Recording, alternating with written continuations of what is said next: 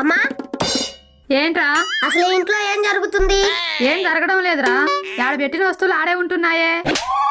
ఏంటి ఇప్పుడు ఇది పంచా? కొంచెం కొత్తగా ట్రై చేస్తే వాళ్ళు కూడా నవ్వుతారు. మరి అలా అయితే డాడీని కూడా కొత్త పెన్నుతో రాయమను. ఇంతకీ నీ బాధ ఏంట్రా? అన్నయ్యకి ల్యాప్టాప్ కొని పెడుతున్నారంటగా? అవును, వాడు బాగా చదువుతున్నాడు, అందుకే డాడీ కూడా కొని పెడదాం అనుకుంటున్నాడు. అంటే నేను చదవడం లేదా?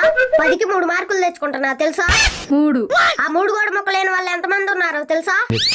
అలాగా చిన్ను? ఇంకేం చెప్పొద్దు. ప్రతి ఇంట్లో కూడా పెద్ద కొడుకు మీదే ప్రేమ చూపిస్తున్నారు. చిన్న కొడుకు అంటే ఎందుకంత అలుసు?